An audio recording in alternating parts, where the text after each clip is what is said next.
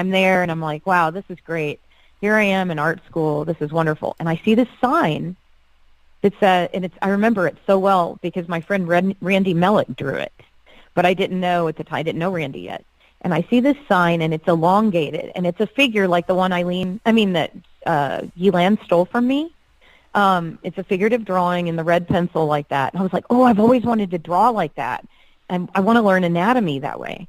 And my roommate, who is German now, she's never been to America. She was German. She said, Marie, you can't go to that school.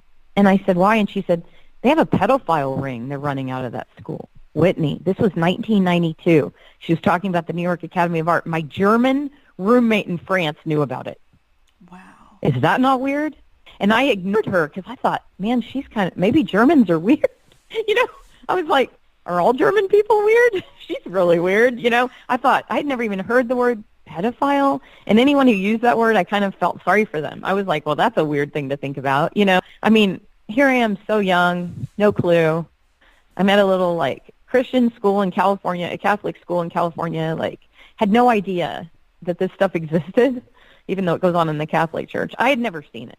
And so when she said that, I thought, that is so I remembered after this happened to me, I was like, holy smoke, how did she know that? And, of course, I'm not in touch with her anymore, but that was weird. So Randy Mellick had that school. He's somebody you might want to talk to.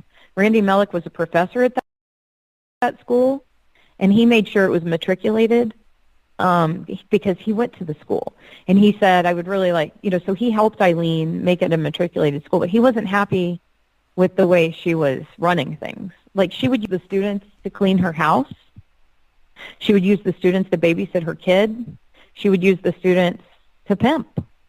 I'll bet you anything Randy Mellick would know. There's another girl that would know. Her name is Ursula Rudenberg, Rudenburg or Berg, Ursula. And she was older, so she was able to see more of what was going on. And actually, she contacted ArtNet and came to my defense and said, Eileen Guggenheim's lying, because she brought us to that estate out in New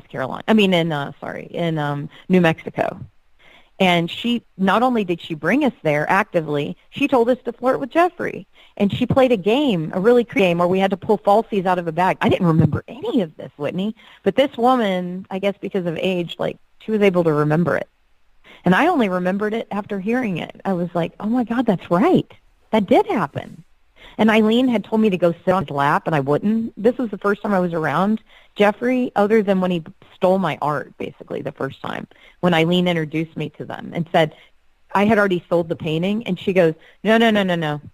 You're going to go hand that check back to that. This was a German man that bought it. Go hand that back. Jeffrey's going to buy it, but you're going to have to sell it for half price because he wants a discount. And I'm like, I'm not doing that. And she said, you're doing that for the Academy. Do you understand me? He's important for the Academy. Do you hear me? You do it right now. This is how they spoke to me, and I did it.